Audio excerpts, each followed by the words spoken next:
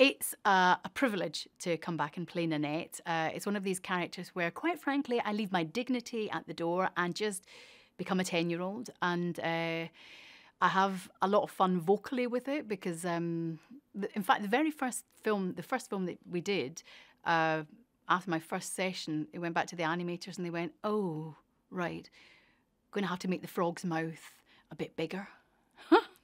Don't know quite what that says, but yeah, vocally it's a very fun character to play. I think this film, Sherlock Gnomes, is bigger, bolder, brighter, more ambitious. The adventures that they go on are even bigger. The stakes are higher, and they've moved from Stratford to London, so we're in the big city of London. So everything is just bigger and better, I think. Well, there's a limit to what you can do in the garden, and I think we exploited quite a lot in the garden in the first film. So I think it was important that we went somewhere that was big and exciting and a little bit dangerous, where we met new characters, and not everyone is a gnome or a frog in this film. We've widened our world. It's a very modern film. It's great. I think that animated films always attract really big starry names because everybody really enjoys doing them, and they're just such fun to do. And I think that is always what the attraction is, that you can suddenly become a 10-year-old child again, and it's great fun, really.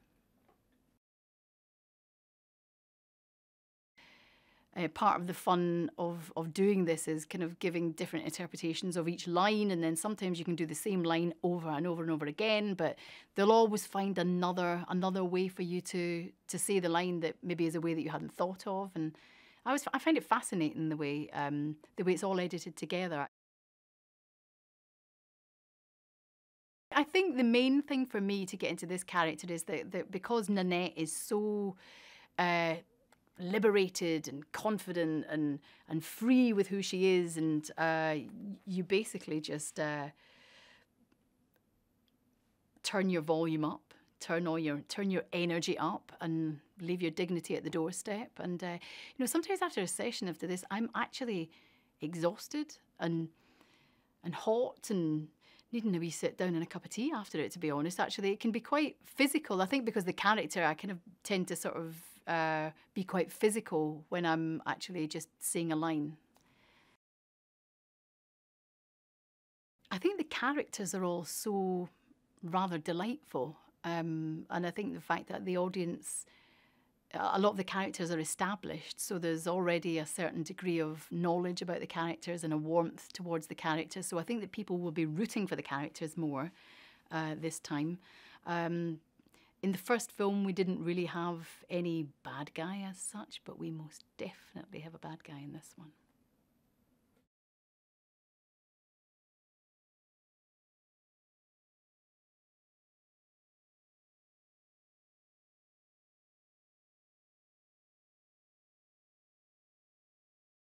I think I was interested, first of all, in the general kind of idea of it. I thought the idea of the gnomes and that way of telling the story was quite fun, and was kind of pretty imaginative and interesting and unique, and had been obviously as an extension of Gnomeo and Juliet, which again is kind of is fun and an imaginative way of entering it. It just seemed like a good idea to look at that and do Sherlock Gnomes the same way. And so I was sort of first attracted by, I think, just the humor of it, and the kind of the slightly sort of irreverent kind of nature of it, which I thought was quite fun. And then also I thought that it was just very unique and compelling in its imagination, and different, very interesting kind of locations and characters and storytelling, and I thought those were quite fun things to get involved in. The main new characters that that turn up in this story are, of course, Sherlock Gnomes and Watson, his trusty right-hand man, and who I play. and they are assisting Gnomeo and Juliet in discovering the whereabouts of these disappeared gnomes. And then their relationships start to have these sort of interesting parallels between Gnomeo and Juliet and Sherlock Gnomes and Watson, and that's really, amidst everything else and all the adventure and excitement, what the film starts to explore is these very interesting parallel relationships. Watson is, as everybody knows, the trusted right-hand man to Sherlock Gnomes, or Sherlock Holmes, and so that relationship is pretty similar in this dynamic, except for it's sort of, I think the difference is that it's explored quite fully what their dynamic is and what their relationship is and what their friendship is and what friendship sort of really means in those kind of power dynamics where somebody is sometimes more important than the other person, and what the ideas of sort of mutual respect in those circumstances are. And they end up having this quite complicated relationship as they try and struggle through their own relationship in amongst, you know, having this kind of wild adventure and trying to, you know, locate these disappeared garden gnomes, but also deal with their own sort of interpersonal dynamics, which is really really fun to play, and really great themes to explore. It's a really fun cast, you know, and it's really every character is really well, you know, if you forgive the expression, really well drawn, you know, and they're played excellently by numerous brilliant actors. So joining that kind of group is, you know, very exciting. And it's been fun to try and carve out Watson as well through all of that, and you know, find a kind of new character within those dynamics, and I think that that's quite fun to do. And you know, these characters get to play these new characters get to play a lot with the older characters and the sort of established characters, and you know, it's a bit of a challenge, you know, which is a really nice thing. And you know, you're kind of you know, you sort of want to get your character out there basically, and get them in the mix, which is fun. Obviously, there are major differences, you know, between doing live action and doing voice work in this way, but because you're relying on voice so much, you know, and really trying to find all of that sort of the colorful nature of a character through voice is just presents its own unique challenges, you know, that you're kind of you are by definition sort of restricted into a certain mode. But in that, you know, there's an extraordinary amount of freedom and an amazing amount of sort of choices and directions to go in, and that I think is a really fascinating part of the process, and how closely one has to work with a director and a writer, and you know, in terms of just trying to find the ways in which these characters sort of first of all separate themselves from each other, and then also how they define themselves and their characteristics within the story. And then, you know, you're relying as well then very heavily on the animation side of everything to bring out the kind of the sort of fully realized character. And being able to not focus on the kind of physical aspects of the character, but just to focus on the vocal quality of the character is really liberating as well. And it's so wonderful to be part of that kind of collaborative process, because it has the potential to constantly surprise you as you start to see more and more of the film come together. Well, I think Watson is very humorous, you know, so he's very self-effacing, you know, initially, and but he doesn't. But it's not a kind of bland, self-effacing kind of character, you know. It's not. It's done with a lot of humor and a lot of passion and a lot of engagement, and I definitely like that about him, and being able to play something that's very sort of has a humor that's understated and has these characteristics that are quite muted for some of it, and then to see him kind of grow in in confidence, and that be played out in his relationship with Sherlock, and that relationship dynamic, I think, is quite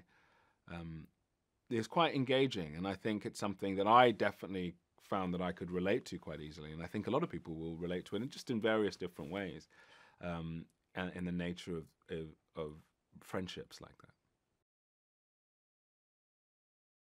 I hope that audiences get out of it is this a great story, you know, a great story, fun, engaging characters, and these really interesting underlying themes, timely themes, I think.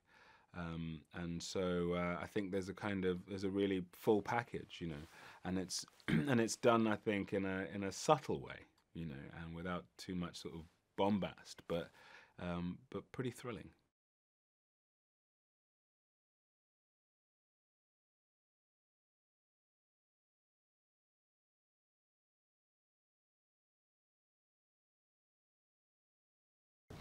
I'm Elton John, and I'm producing the film, one of the producers. And I also wrote a couple of songs for the movie, and they used my music in the movie. So that's my contribution. And of course, you know, when you make a movie, you have screenings along the way when it's not even animated, and you push ideas. So it's a real team effort producing a movie like this. And I stay pretty much on the outside, and if I have an idea or a thought, I let it be known. Well, the first film was so successful and found a really great audience. And the film kind of suggested, the first film, that, you know, this is something that we could carry on and tell different stories about garden gnomes because they're so lovable and so funny. And so we decided to make this film, and we did it with Paramount, and we're glad we did. Well, the first film was a love story about how two gnomes from two battling gardens fell in love, and it was very funny. And this film is about the Gnomeo and Juliet, who are together, and they've moved down to London from Stratford-on-Avon. And it's more of an adventure film. There's much more adventure, and it's all around London. So it's quite panoramic as far as London goes, and it's far more adventurous and far more, I think, more enjoyable. Sherlock Holmes is a very, very famous character that's been on TV so much, and we thought it would be a great idea to have a Sherlock gnome. We find them in London, and then all the gnomes in London are being kidnapped, and they have 24 hours to find the clues to find where they are, and to rescue them, and that's what happens. London offers so many great scenarios and so many different locations that it seemed that it would be great to use London as a backdrop. It's a love letter to London, really. Sung by Irene, who's the chief of the Dolls Museum, and Sherlock had an affair with her years ago and treated her very badly because he's so self-obsessed. He didn't pay her any attention. So when Sherlock and Juliet go to the Dolls Museum as one of the clues, she's not exactly pleased to see Sherlock, and she does this huge number and dance routine, and it's kind of like, you know, I'm better than you, I'm better, and I'm stronger than I ever was. You hurt me, but I'm stronger now than I've ever been, and take that, basically. And Mary J. Blige was an obvious person to go to that song. She's been a friend of mine for so long, and she does it brilliantly.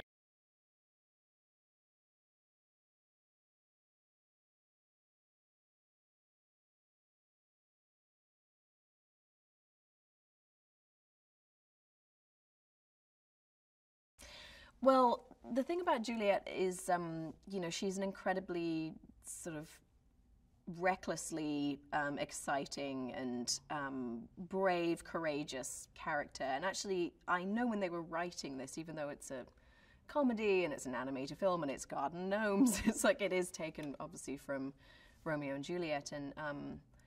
And I played Juliet on stage once as well, so it's an interesting thing to play the real version and the gnome version. But they're actually very similar characteristics, similar traits. I think it's wonderful to have a sort of previous life with a character and be able to develop her even more. So this is the second chapter of their lives, and they are moving from Stratford-upon-Avon to London, and the Blue family and the Red family are now combining. They were arch enemies, now they are friends, and they work together, and so they're starting a new garden in London at a purple house, so the idea of the blue and red combining. If you're any good at art, that's what you'd probably figure out. And yet they arrive there and the garden is just a shambles, and it's certainly not the dreamlike situation that they had all been anticipating. Gnomeo and Juliet's mother and father are wanting to retire, so now it's up to the young couple to take over the task of cleaning up the garden, basically. There are new characters in this film in the shape of Sherlock Gnomes and Watson. And what's happened is all of the garden gnomes are being stolen, and Gnomeo and Juliet's community of gnomes have also been thieved, and so they sort of embark on this adventure with Sherlock Gnomes and Watson to track down what happened to their friends and family. When they embark on this journey with Sherlock Gnomes and Watson, you see the two main storylines be affected by this new injection of characters. And so you're dealing with the sort of breakdown or the complications of the Gnomeo and Juliet relationship. And they get separated for most of the film. But you've also got this fresh injection of, you know, these hilarious characters that are helping them, but also doing them a disservice at the same time. So the couple discover a lot about themselves, a lot about what really matters to them on this journey with Sherlock and Watson. Well, I think that there's a certain gravitas that comes with characters like Sherlock and Watson. There's a familiarity, there's a sense of nostalgia, there's a sort of deeper understanding of these characters right off the bat, and I think there's something really funny about them being the versions of these characters that you are sort of surprised by in the gnome world. And yet I'm sure what Johnny Depp has brought is, you know, that fast-paced, hilarious, intellectual talk that we're all familiar with when it comes to Sherlock Holmes. But I don't know, I think it just adds a layer of nostalgia for people that will be cool. Well, I'm from London, so of course I'm its biggest fan. But there's an incredible foray of locations that they explore. So there's the Natural History Museum, there's Chinatown, the Doll Museum, Tower Bridge. It just goes on. And so you're seeing it on a sort of larger scale, and the scope gets bigger. But it's a sequel, you've got to go big. Johnny Depp has that incredible reputation and legacy of being such a shapeshifter, and so he sort of climbs completely inwardly into every character that he plays and carves out new space for himself whenever he plays a new character. And he has definitely got the mentality of go big or go home, and I think that he's exciting to work with. It's sort of, you just want to see what else he could do or who else he could play. And Chiwetel is just an extraordinary actor, and he brings a sort of grounding, sort of he's just got such gravitas to him, and it's fun to see him do something funny and silly at the same time. I think that you have boundless possibilities with an animated film, and I'm seeing that it's wonderful to make a film that I know my kids are going to be able to see, because they couldn't see half of the stuff that I've done, or at least shouldn't until they're 45. So I think that side of it is really cool. It's very easy to do an animated film. You can show up in your pajamas and no one would know. Well, it's interesting because I've learnt doing several animated films now that you actually have to, all you have to communicate is your voice. And you almost feel sometimes that you're completely overacting you don't realize just how flat your voice can sound if you don't inject it with something a little more heightened. And so that's the only difference, really. That I sometimes feel like an over-actor. Well, I just think she's just fearless and fun and adventurous and tenacious. There's something about her that's very modern. She's a modern girl, you know. Because he's Elton John, because he's incredible, because those songs are like seared into your nostalgia of growing up and what you feel about a moment in your life. You know, he captures moments in your life with a song, and he's just so thrilling. I just love him. Well, he adds a sort of spectacle to it, doesn't he? I mean, he adds this whole new realm of spectacle and excitement that you only get with an awesome Elton John song. I think what I've learned having children and being in children's films is that you can't patronize kids, right? You can't just have it be a sort of happily ever after all the way through. Kids are so perceptive. They really understand much more than we realize. And so the idea of a relationship that's having complications amongst this fantastic adventure that is funny and silly and out there and huge is grounding, and I think that's what families will really respond to.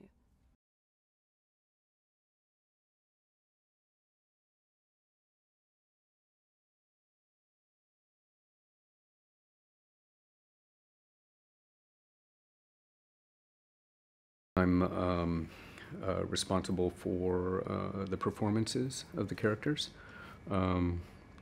So there's yeah, there's a lot that goes into that. Probably the biggest thing is actually hiring the right crew, to be honest with you. This has been a particularly interesting challenge on this show for me because feature animation hasn't been done in London for, well, over 10 years. So London is quite well known for doing very high-level visual effects, but not so much feature animation. So we had to cast a very wide net, and so we have a super international crew, I would say, on this show. We've got people from all over Europe, of course, and the UK, but also from Korea, from India, really all over the planet, the States. Once I get the crew in place, then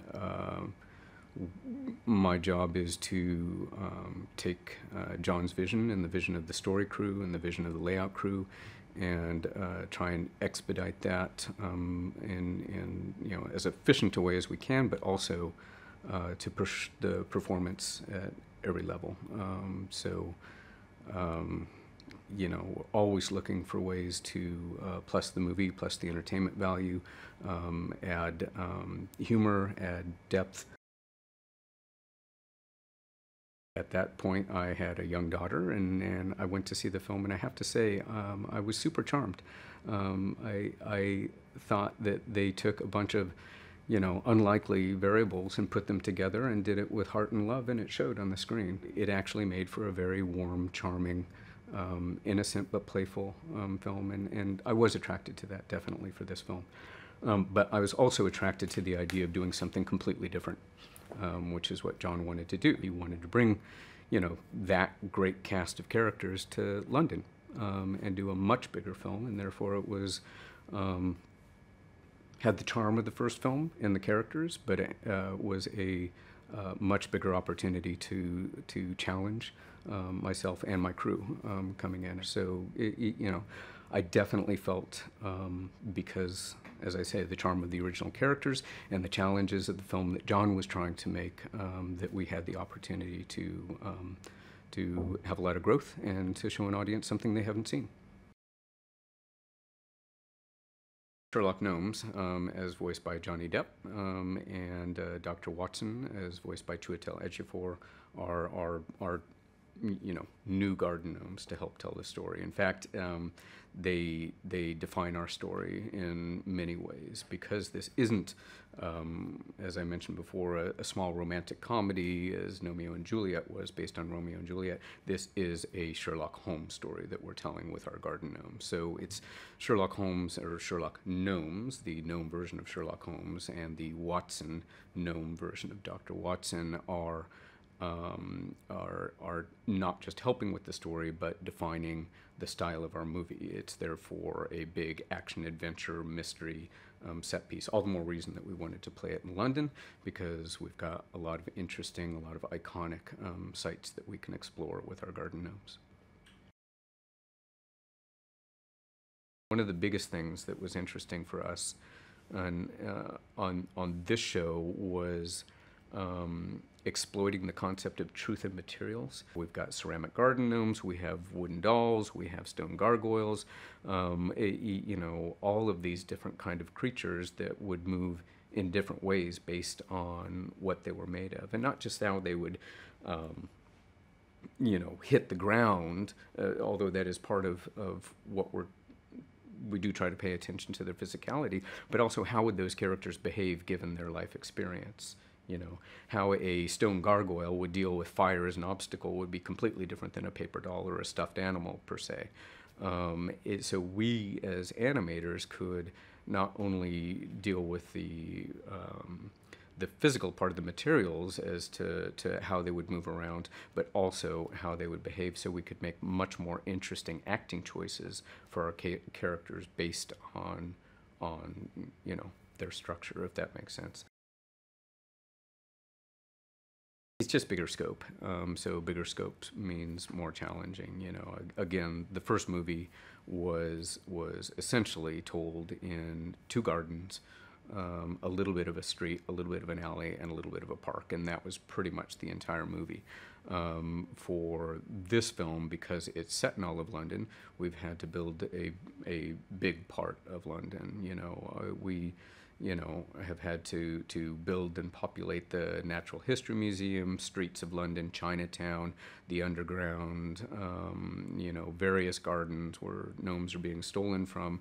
It's the scale of this film is, I don't know what the percentage is, but the scale of this film is massively larger than the first film was. So it's just in sheer numbers, it's much more of a challenge. The thing that's probably more specific to animation is doing our best to pay attention to what I call gnome logic, because our garden gnomes do have to freeze if humans are around.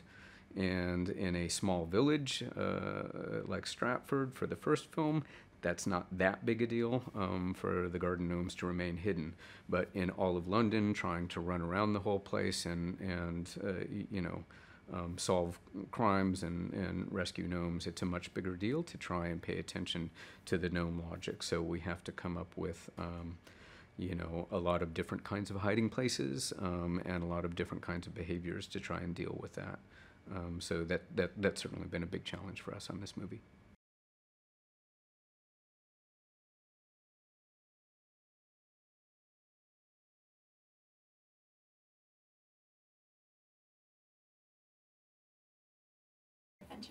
It's fun, it's different. This one's a little bit more of a deconstruction of a romance, and it's also a bit of a mystery, but it's still got what the last one had as well. It's got a lot of comedy, it's got a lot of adventure. I think he's pretty two-dimensional, even though it's a 3D animation.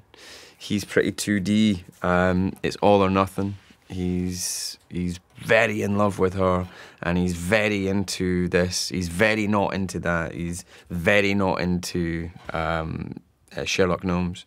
If he likes something, he loves it. If he doesn't like something, he hates it. If he makes a decision, he acts on it immediately. And because of that, there's always a lot of mistakes. There's always a lot to learn with Gnomeo, so he's always developing, and that's an interesting thing. You don't want to be playing a character who's static and not really evolving.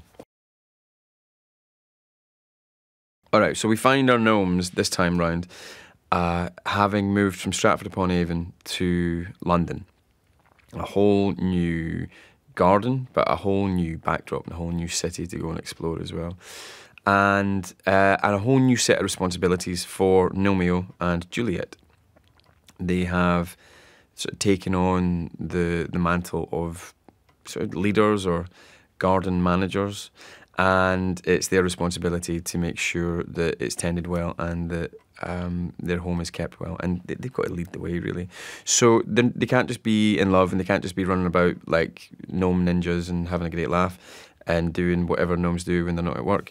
They've got to have a job, basically. They've got to be a bit more grown up, and that sort of rankles with them in certain ways, and Gnomeo is not quite into that. And while Juliet is into that, she even feels the pressure and the tug and the pull of trying to maintain a relationship with Gnomeo, and at the same time trying to, you know, get her job done. They realise that their entire gnome kind, both the blue gnomes and the red gnomes, have been taken, have been kidnapped. And at this choice moment, Sherlock Gnomes and Watson appear. And together they set off on a sort of mission and adventure, if you like, to go and find out where they are and get them back and find out who took them away. And that's kind of the story so far. But there's some massive revelations, and not everybody is what they seem. We've got our gnome versions of Sherlock Holmes, Sherlock Gnomes, and John Watson. And they are an interesting, odd couple, as I think Sherlock Holmes and Watson always have been. Sherlock Gnomes and our Watson definitely are. Sherlock is a sort of perplexing, at times obtuse, seemingly silly sometimes, but ultimately very clever character. And Watson is a guy who seems utterly devoted and not in awe, but definitely in the shadow of Sherlock. But they definitely seem to know what they're doing in some ways, even though Gnomeo isn't too keen on Sherlock and thinks he's a bit of a show-off and a bit of a big head. I think it was important to take Gnomeo and Juliet out of their own garden in this movie to increase the scope and expand the scope of their adventure that they could have.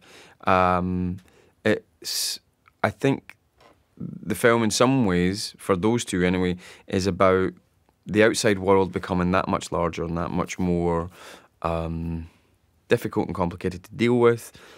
For what was a very innocent and young love. And so I think that the environment around them is reflecting that by becoming larger and more complicated and more loud and noisy and dirty and foggy and smelly and magical and amazing and attractive and exciting, but definitely much more explosive as well. So it's you know, I think it's having that physical landscape represent what's happening in the emotional landscape as well. Every animated film is as different as every live-action film. So they're all different. Your freedoms are different sometimes. I remember doing one animated film where I had to observe every single comma and full stop and get every single word right. And then every other animated films where it's been much more like, can you just make stuff up on the day, do you know what I mean? And do it once as it's written, and then we'll just have fun and improvise the rest of the time. So they're all very, very different. This one was a nice mixture of both. We really tried to nail what was on the page, and they still let me kind of go off and have a laugh every now and again as well. Energy, originality, a very specific character, which is, you know, Elton's music is so unique and so of himself and really doesn't sound like anybody else's stuff. And there's not a lot of artists out there like that, you know. There's also a not sentimentality. There's a nostalgia, I think, to his music as well, because so many people have grown up with it. Even, you know, I was only a kid in the 70s, but I was only born in the late 70s, but I've grown up with his music, you know. So there's a comfort and a connection to his music that I think a lot of people have, from the adults, even to the kids, because there's adults, the mums and dads are playing his music all the time. So there's a lot of connection to I don't know, that comfort and feeling with him, which is a great thing to have when you're making a kids film.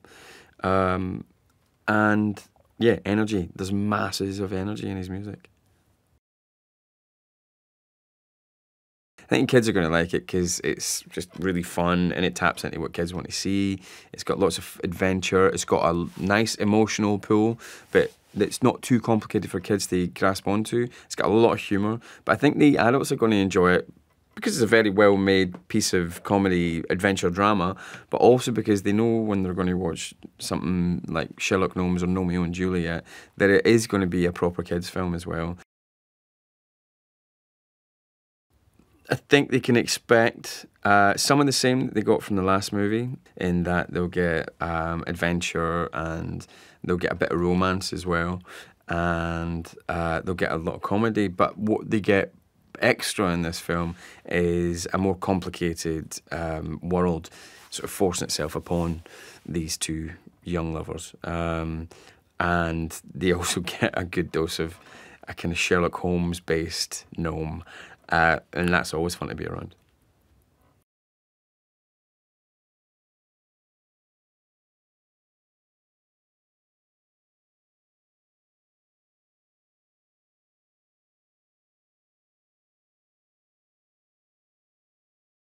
I'm a big animation fan, and I guess the end game, since being a kid, was to one day voice a character in an animation, and I guess, you know, thank my lucky stars, the first one was Moriarty, because it's sort of a better character than I really could have hoped for. I would have been happy to just sort of be a gnome, sort of squeaking in the background. There's so much I love about my character. I would say that I like to play characters who play characters, and I think Moriarty's sort of constant mode is to be changing modes. He's never one thing, and that's sort of his way of keeping Sherlock and others guessing. Sort of, I like playing manic characters, and he's sort of manic times 4-ish. I think it was important to take the characters out of the garden for this film because, you know, it's important to change things up.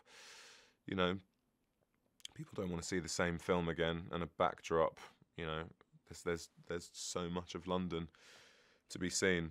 I love seeing a city captured through animation. Ratatouille did it really well with Paris, and from what I've seen of this film, the way they've shot London, it warms my heart. I love London.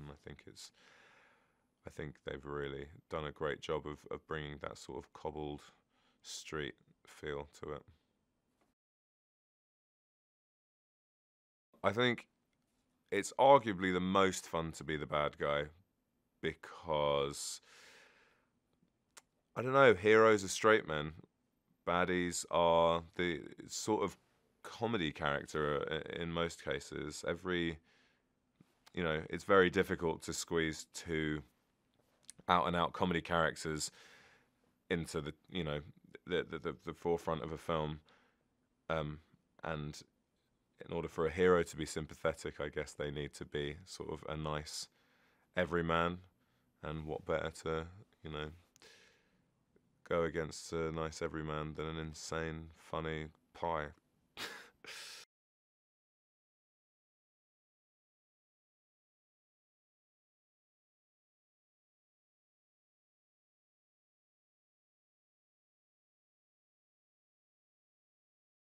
I think there's something sort of powerful and appealing about the sort of the secret life of toys idea, the idea that inanimate objects, you know, may come to life when human beings aren't looking. I think that's always been a sort of an interesting idea and something that was intriguing, you know, to me as a child. So that was established very well in the first movie. And then the challenge and sort of the opportunity was to take that idea, take what had been established so well in the first film, and then try and push it further, push it into a different genre, a different kind of story for this sequel. Well, we definitely wanted to make this a more complicated emotional story for Gnomeo and Juliet, in fact, when I first met James McAvoy and Emily Blunt and introduced myself as the new director, I asked them both what they'd like to do in a second film, and they both said that they'd like to dig a bit deeper into their characters, to have them be a bit more emotionally complicated, to even be a bit flawed, and so we sort of tried to construct a story that would allow that to happen. And this if the first film was sort of girl meets boy, then I think this film is how does girl and boy stay together. It's about respect in relationships, and that's sort of really the theme of the film, and it's a theme that sort of played out in the parallel stories of the relationship of Gnomeo and Juliet and Sherlock and Dr. Watson. This is a much bigger movie in terms of its visual scope than the first film. The first film was sort of basically set in a couple of gardens and sort of a street in a park, and this film is takes place all across London, so it's a much bigger backdrop to tell the story against. And the first film was sort of a musical romantic comedy, and this film is much more a sort of a comedy adventure. Well, when we first pitched the idea to Paramount, we pitched it as a Sherlock Holmes story, 12 inches tall. And I loved Sherlock Holmes, I loved those stories when I was a child growing up. Sherlock and Tarzan were my two favorite literary characters.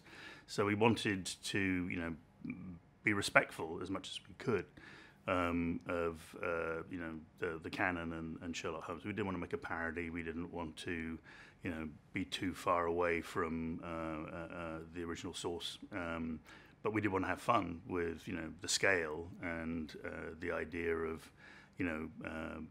pieces of pottery out in a very hostile environment, London.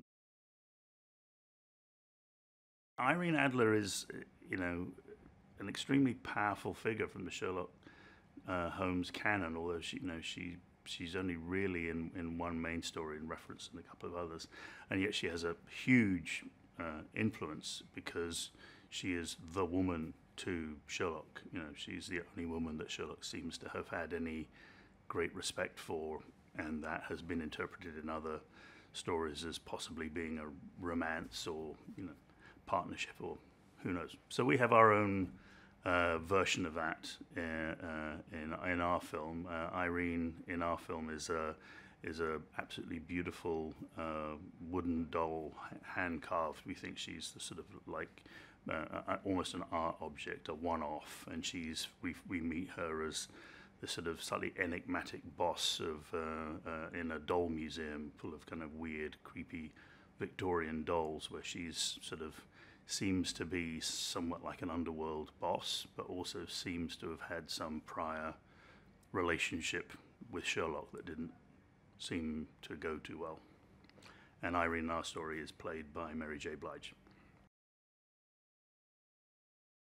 We have Chiwetel Ejiofor playing Watson, and we definitely didn't want a Nigel Bruce Watson from the Basil Rathbone films, sort of the slightly bumbling old duffer. We wanted, a Watson that was much more true to, Conan Doyle, even though we sort of adopted a slightly Nigel Bruce design. He's sort of quite short and portly because we figured that the gnome factory who'd made Sherlock Gnomes and Dr. Watson would make the cliche, so they would make Sherlock Gnomes look like the cliched version of Sherlock with the deerstalker and the Inverness cape, and that Watson would probably come out looking a bit Nigel Bruce. But he doesn't behave like Nigel Bruce. He's very sharp, almost Sherlock's equal, very athletic despite his physique, very brave and courageous. He's much truer, I think, to the book in his personality and character than he appears visually. The process of developing any character begins with drawings, just starting with sketches and, based around an idea, and then the drawings often take on a life of their own, and that may lead you down a certain route, and you may abandon some of the earlier things because you see a drawing that sort of gives you some inspiration. Why was it important to take Gnomeo and Juliet out of their gardens for this movie? Well, Gnomeo and Juliet spend actually quite a lot of time separated in this film.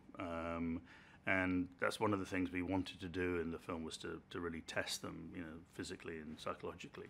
So we took them away from everything that they know. We took them away from their relationship.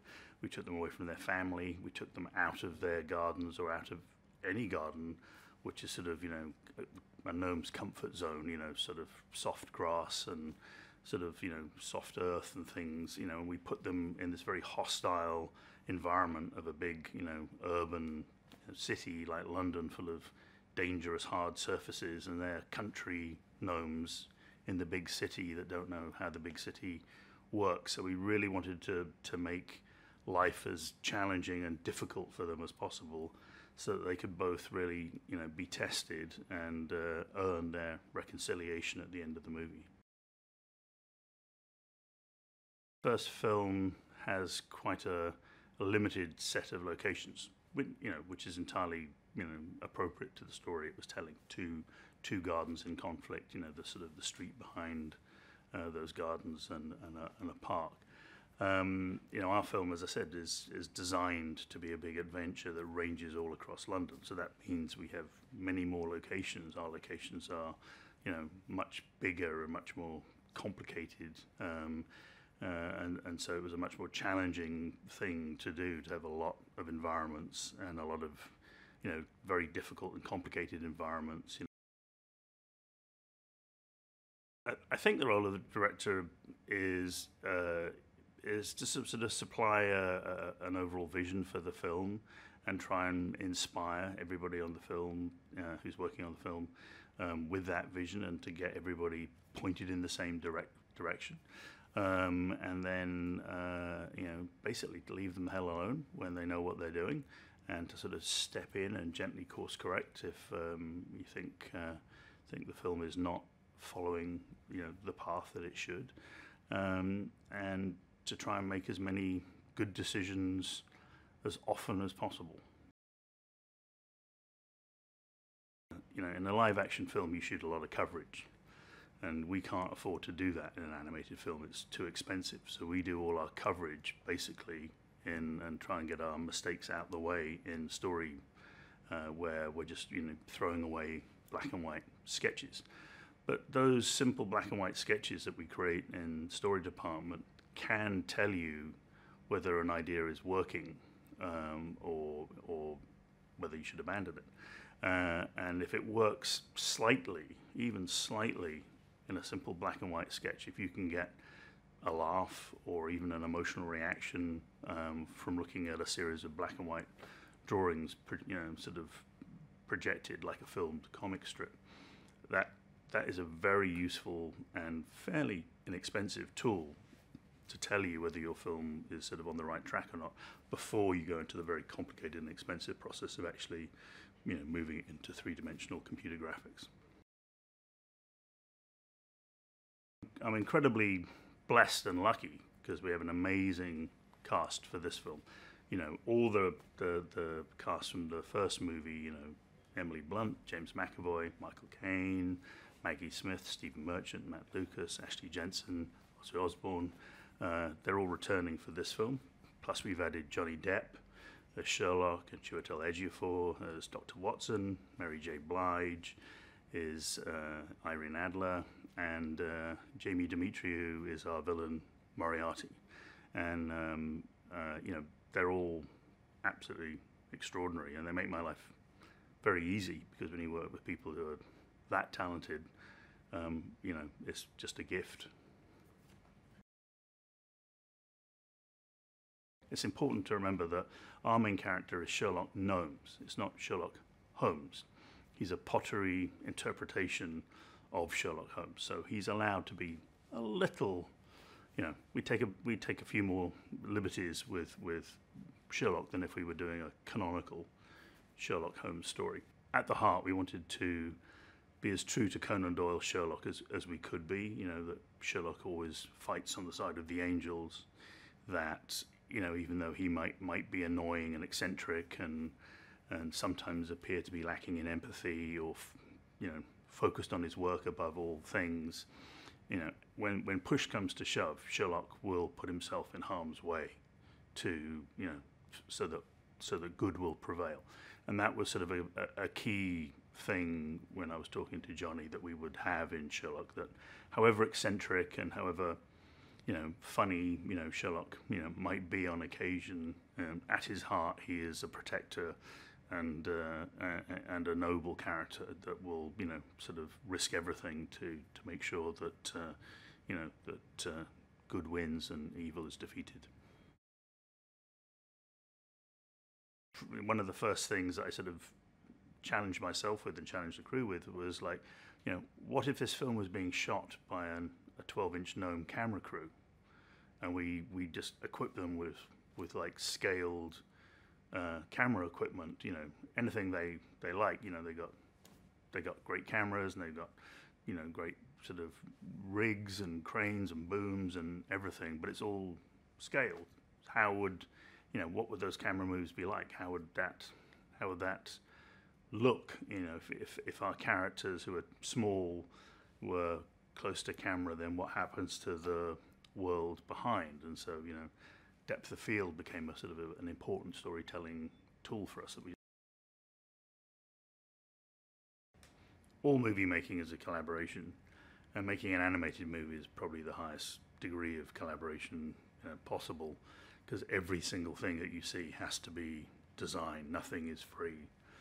So you have to work with, you know, many very talented people to get anything up on the screen, and that's the fun, you know. And a lot of it's, you know, a lot of it is very hard work that goes on for a long time. You spend years and years of your life making one of these things, but the highlight is always if you've worked with a crew of people that you really like and admire. Music is, you know, it's a very big and important part of the film, as it was in the first film.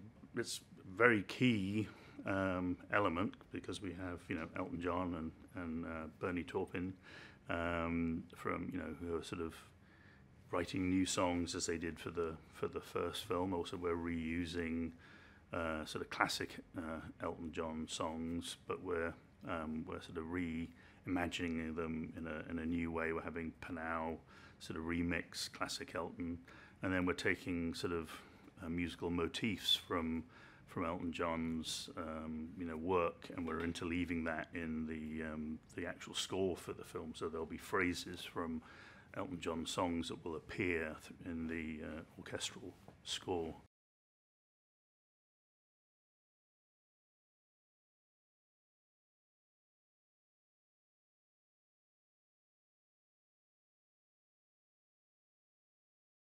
The idea was brought to me at first by Elton John, who is someone that I adore and who's been a great friend. And I love him deeply. And so he asked if I would be interested, and I said, sure, man, you know, send this script. And so he did, and I read it.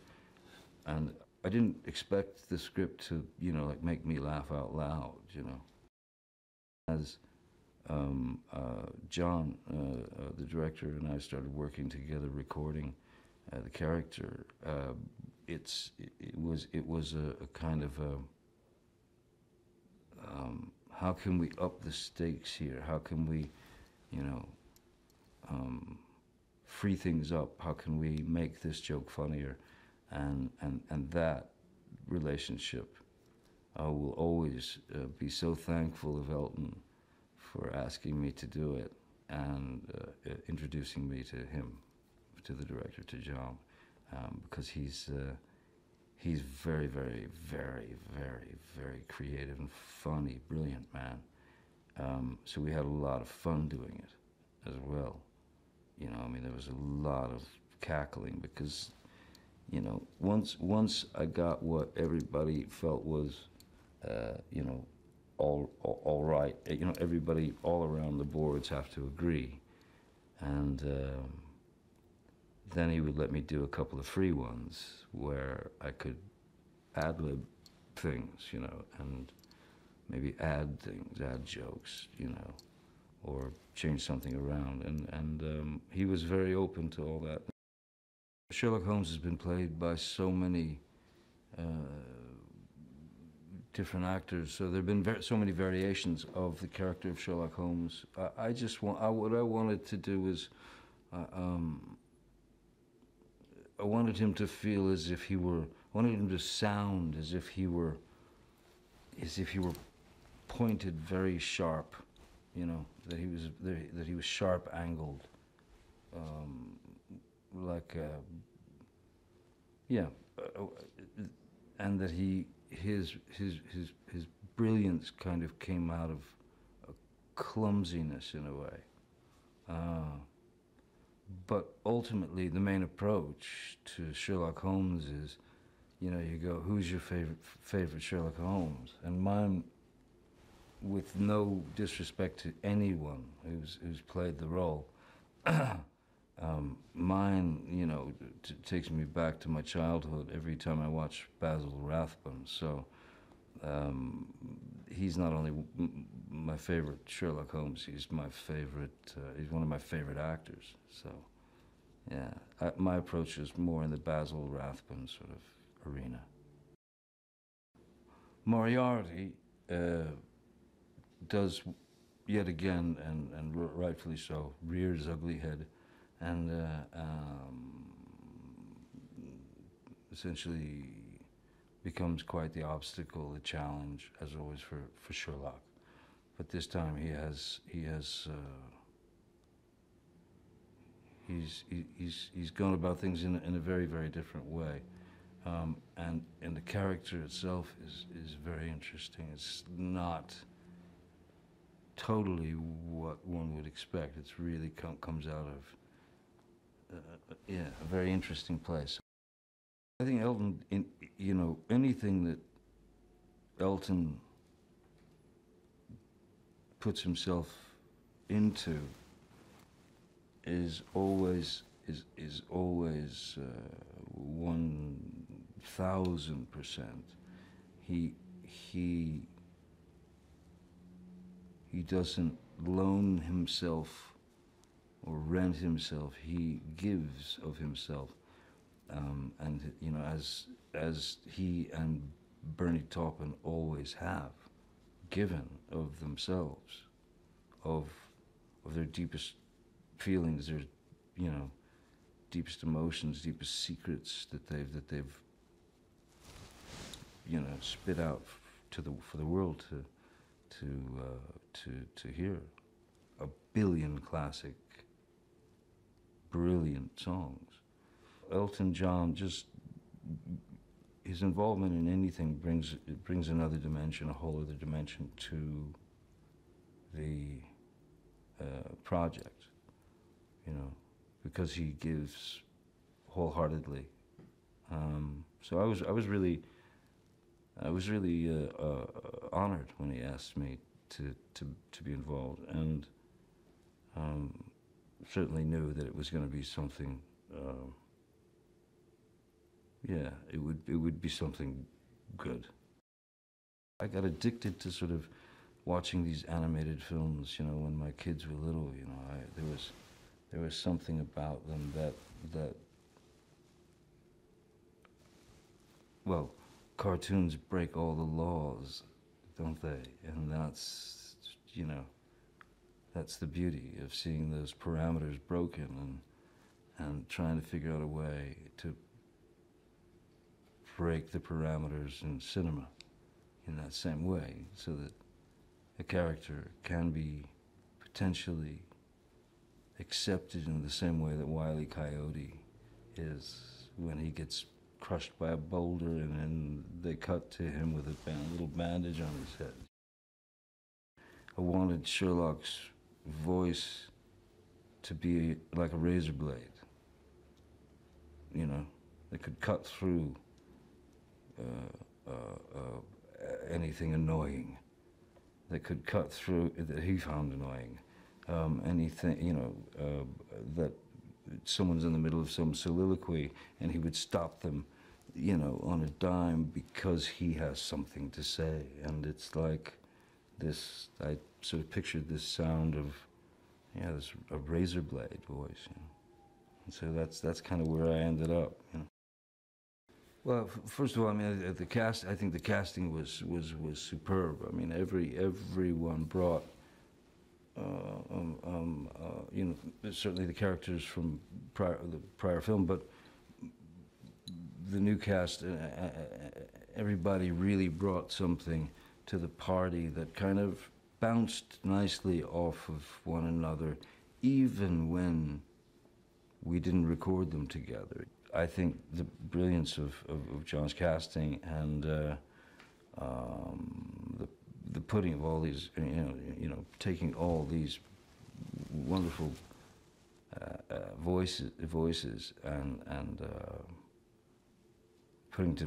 putting them all together to build this story in whatever way he pieced them together. I think it was a brilliant cast, you know, amazing cast.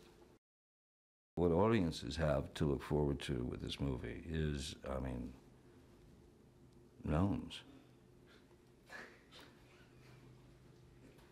Expect gnomes and look forward to them. They're very good. Matter of fact, I'd go as far as saying they're the finest gnomes I've ever gnomed. No. They're the finest gnomes I've ever gnomed. Gnome. They're the finest gnomes I have ever met or known.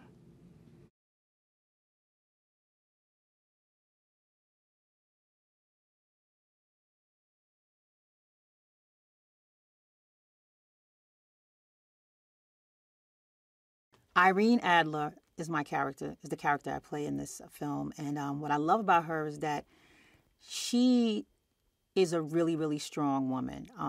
She was able to make it on her own for a very long time without any man taking care of her. And, you know, normally when our hearts are broken by someone and, you know, we get hurt, we move on, we're strong. A lot of us are not as strong, but Irene is very strong. The process for the voiceover for this animation film was really, really nice for me because it's kind of like, it's basically like acting, you know, except for you're not on the screen. You're just bringing this character to life. Whatever this character is, you have to make this character come to life with your voice, and you're acting through your voice. It's always exciting to do original songs for films because they're original songs and they're songs that people never heard before. And the original song is called Stronger. And the song is about a woman who feels that she's stronger and better than she ever was after she dumps this loser. It's almost the same process when you create a song for a film versus creating a song for your own album. It's almost the same thing, but, you know, right now you're creating a song for the character. For me, I create songs for me. so it's a little different because I'm creating a song for a character. I'm telling this character's story through this song. Elton John wrote Stronger. So Elton John has been my friend for years, a real friend, someone who loves me, takes care of me, checks up on me and everything. And not only that, he's just one of the greatest songwriters in the world. So, I mean, that's exciting and that's a treat to have him, to be collaborating with him.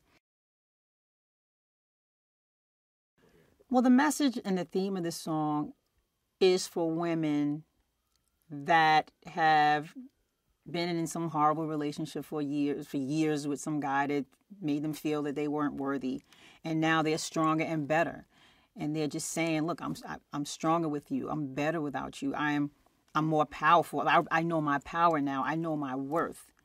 I know who I am." Irene Adler is beautiful.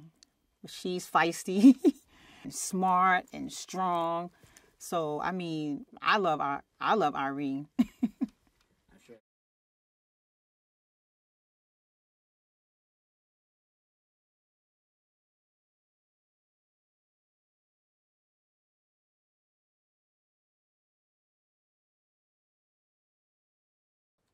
Oh, I'm so glad I've got this chance to play Benny again because he's just such a funny, silly, warm character, you know.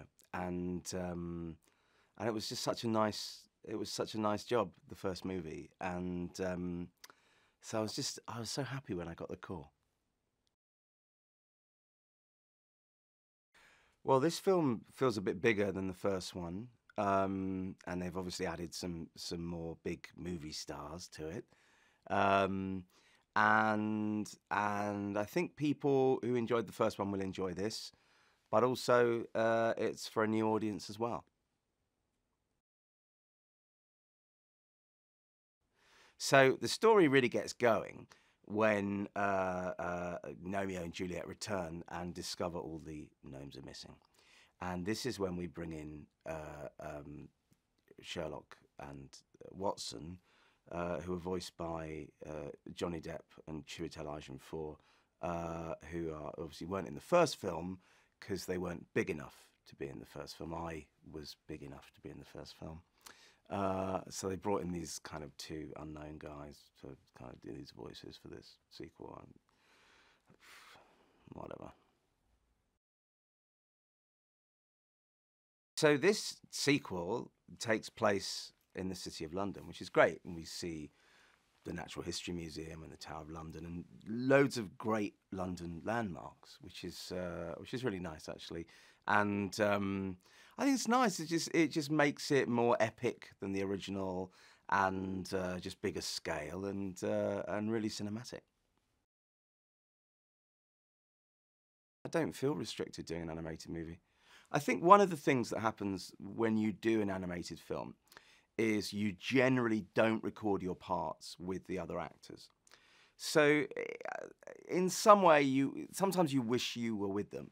But in other ways, not having other actors there means you can be a bit more indulgent and you can experiment a bit more because you don't think, oh, I should shut up now, it's their bit.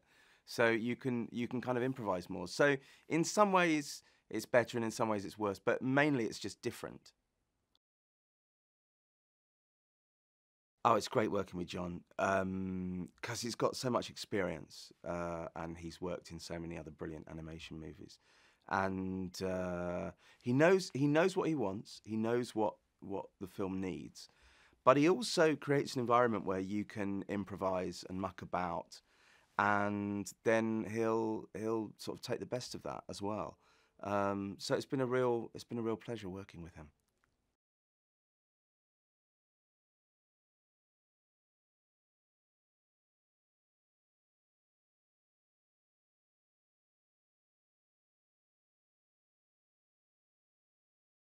I had a lot of fun doing Gnomeo and Juliet. They let me play around. The character was very charming. I got to sing an Elton John song really badly. And knowing that Elton John would also see that was just an added humiliation. And so when they told me the opportunity arose again to perhaps humiliate myself for a second time, obviously I leapt at that opportunity. Yeah, it was as much fun the second time as it was the first. The good thing about an animated film is,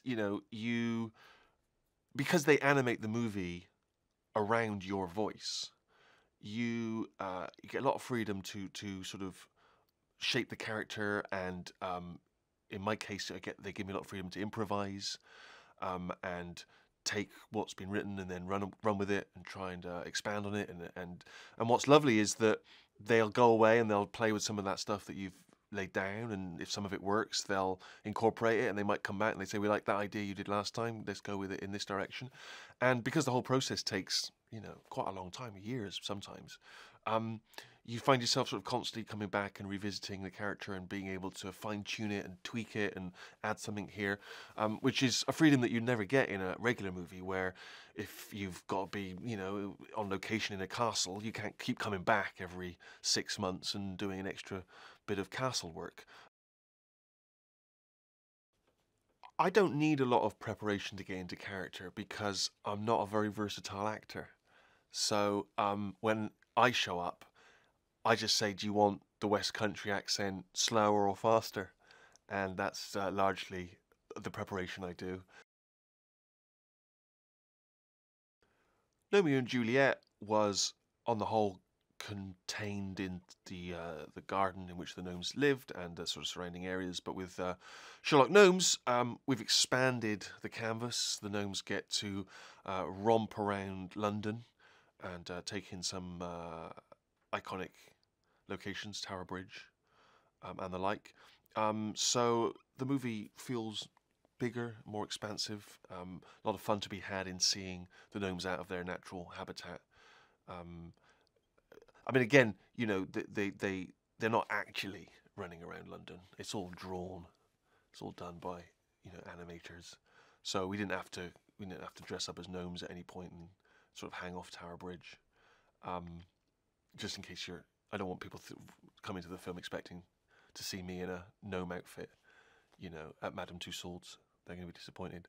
But if they want to see, you know, me providing the voice of an animated gnome in London, then this is the film for them. Me and a bunch of the other gnomes mysteriously disappear from the garden. And when a gnome disappears in London, there's only one gnome that you call to solve that mystery: Sherlock Gnomes. And his trusted sidekick, Dr. Watson. Interestingly, it's a play on the great detective Sherlock Holmes. But you'll notice there's a subtle difference, and that's the last name. Holmes has been changed to Gnomes.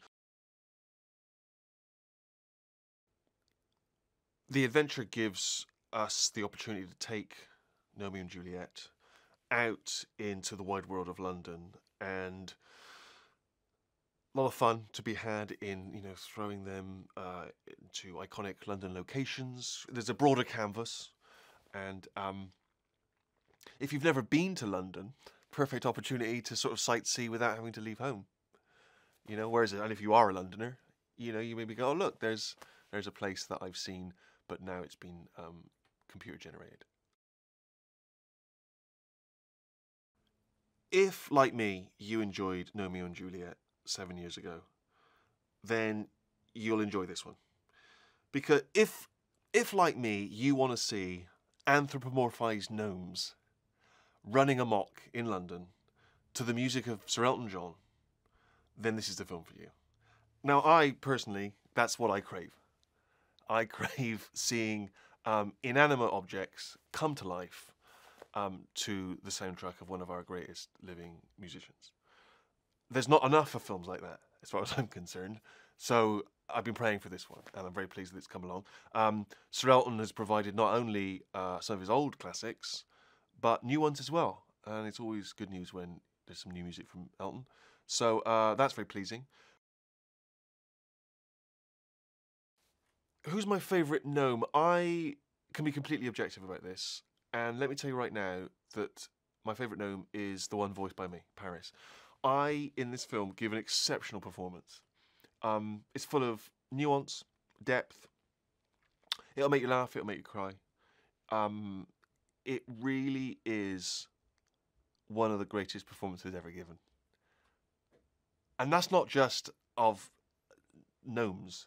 That's in all of the performances. I don't know what your favourite performances are that you've seen on screen.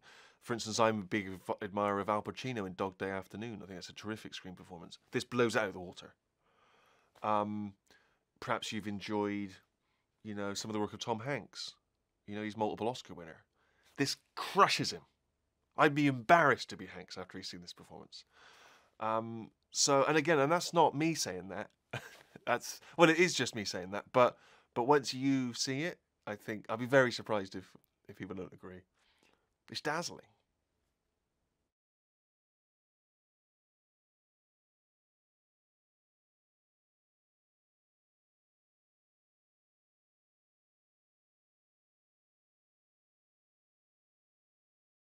I always thought that there was more than one movie in this idea.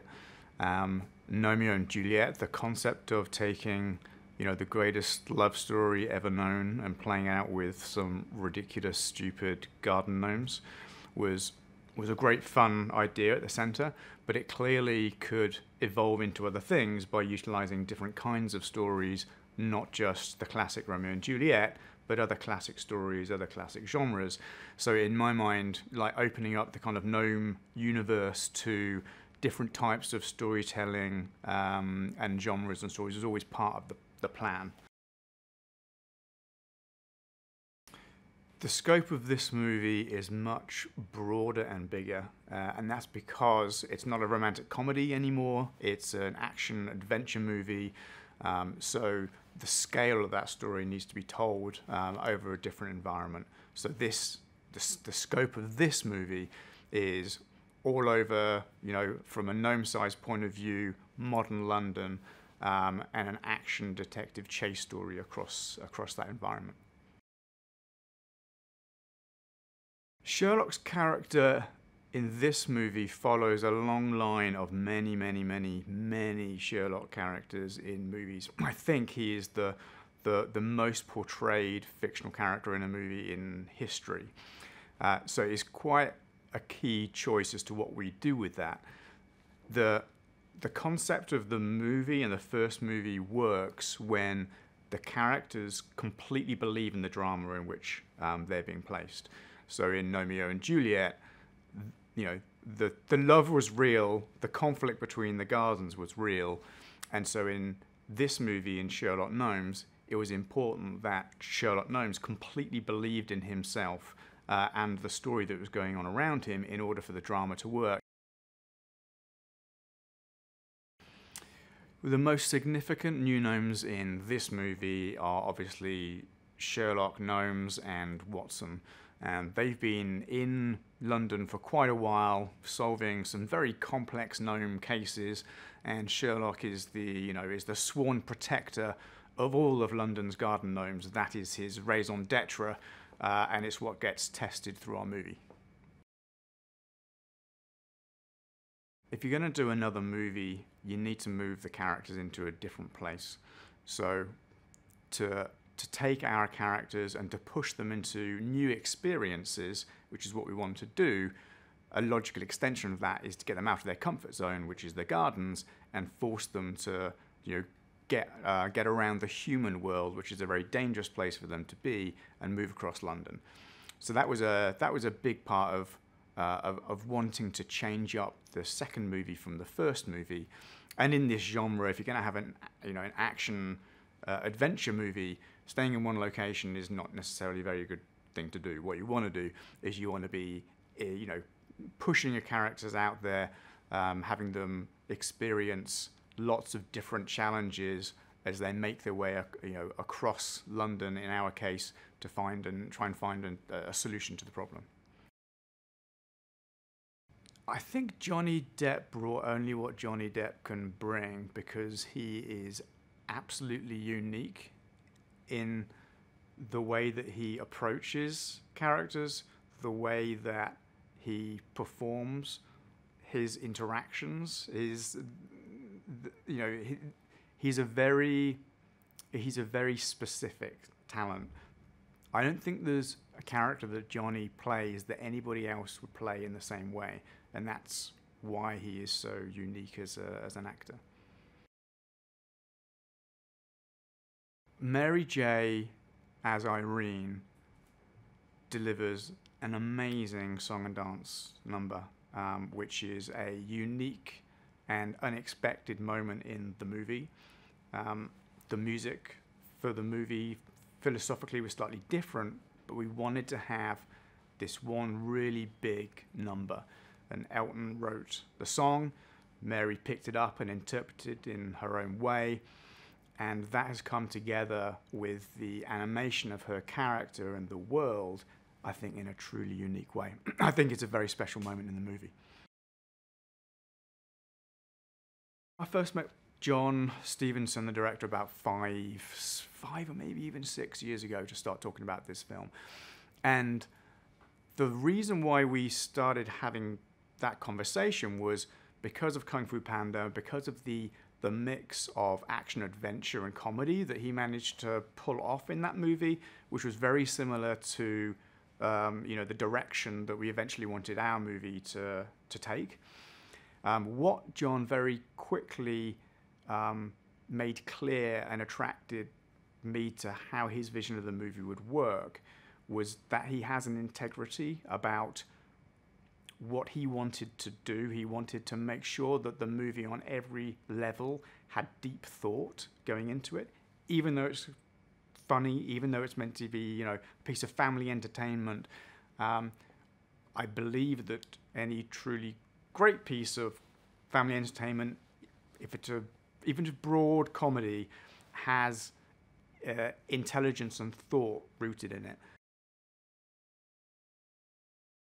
In the first movie, music was a very integral part of the story, and as a romantic comedy musical, it was relatively easy to work out how to integrate character musical moments into the film. This movie, as a different genre of action adventure movie, had a different challenge to it. We wanted to keep the signature of Elton's music and its connection with the movie because it's such a big part of the world. But we had to switch it up a little bit in order to make it really feel integrated into our film. So we did this by a number of different things. He wrote a couple of new songs for the movie, the one that Mary J. Blige sings, which is a big moment in the movie. And we've also taken an approach with some of his classic songs to bring in artists to rework them a little bit in order to try and make them fit better within the action modern London movie that we're making. I think audiences can expect to be taken on a different kind of journey to the one they expected in this movie. I think people might assume it's going to be the same as the first movie. I think they're going to find the same things they loved about the first movie with the characters, but I think they're going to be taken on a different kind of story in a different kind of world and hopefully come out going, I love it even more now.